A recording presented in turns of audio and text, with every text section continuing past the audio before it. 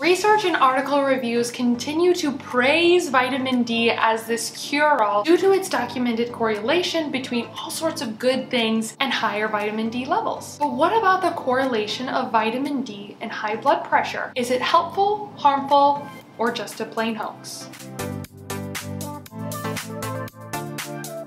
If we're meeting for the first time, hi, my name is Dr. Tessa Spencer. I'm a licensed pharmacist as well as a NASM certified personal trainer and nutrition coach. And I'm also the creator of Beating High Blood Pressure, which is my 12-month membership and coaching program that really aims to empower individuals with high blood pressure to improve their condition by utilizing nutrition and other lifestyle habits instead of or on top of medication, so you can really reduce the risk for your heart disease, lose weight, you can improve your overall health and quality of life. So let's get into the video. Now there is a $500 million vitamin D supplement industry, not to mention the highly lucrative vitamin D testing industry that loves to talk about the study suggesting that a higher vitamin D levels within our body may reduce the risk for heart disease, cancer, diabetes, immune diseases, and infections. But most of this research stems from observational studies, meaning that studies can correlate higher vitamin D levels in the blood with lower disease risks. However, it doesn't mean that vitamin D is the cause or is the cure to these diseases. Now, inflammation can drop vitamin D levels within our body. So just because low vitamin D levels and disease seem to be correlated doesn't mean that vitamin D deficiency is the cause of these certain disease. So when you see studies like this showing significantly lower diabetes rates among patients with higher vitamin D levels, it doesn't mean that giving vitamin D to people will necessarily help their diabetes. You have to put it to a test, and when you do, vitamin D supplements fall flat on their faces. They show no benefit for preventing or treating type 2 diabetes. And unfortunately, that's a similar story with artery health. Those with lower vitamin D levels had worse coronary blood flows, and they had worse artery function because of it. But if you actually put it to the test in a randomized controlled trials, the results are disappointing. Giving people vitamin D supplements doesn't improve their coronary artery health, and it doesn't improve blood pressure. All of this just adds to the growing body of science casting doubt on the ability for vitamin D supplementation to improve anything beyond just falls, fractures, the common cold, and all-cause mortality, which is the risk of death.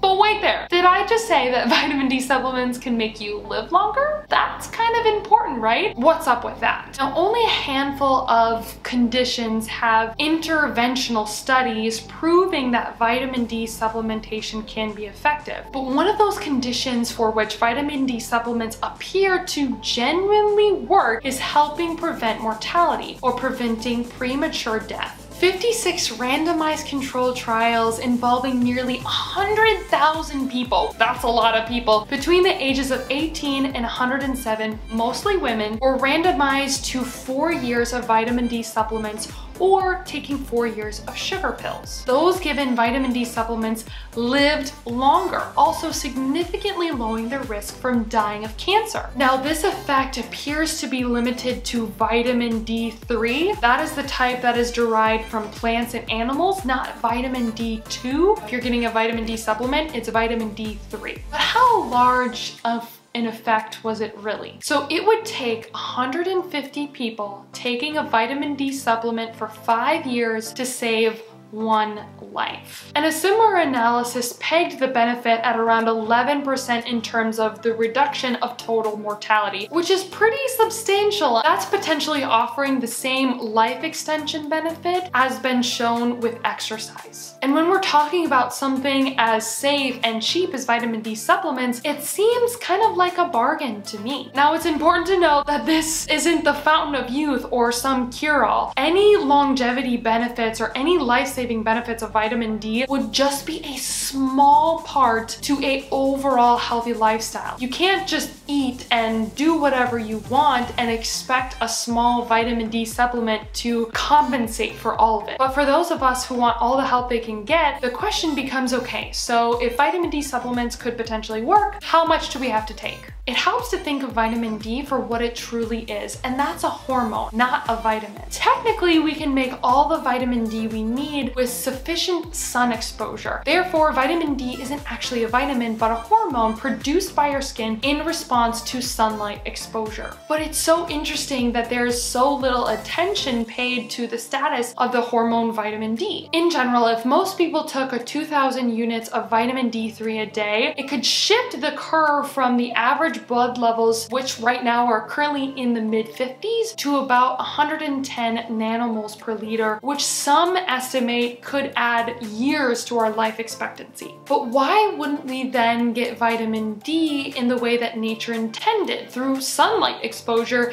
instead of supplements? You never have to worry about getting too much vitamin D from sunlight, since your body has a way to regulate the production within our skin. Whereas vitamin D supplements, they're fat-soluble vitamins, so they can get stored and can build up to toxic levels. Now, that is very rare, just so you know, but it can happen. Plus, on top of that, we wouldn't have to put our trust in poorly regulated supplement companies. However, there are downsides to spending too much time in the sun, including the increased risk for cataracts, which is the leading cause of vision loss. Sunlight also ages, accounting for up to 90% of visible skin aging, wrinkles, thickness, and loss of elasticity. But the main reason doctors preach about sun protection and using sunscreen is because of the risk of skin cancer. Medical authorities from the World Health Organization, the American Cancer Society, and the Surgeon General warn about excess sun exposure. And for good reason, given the millions of skin cancer diagnoses and thousands of deaths occurring from skin cancer every year in the United States alone. The UV rays in sunlight are considered a so-called complete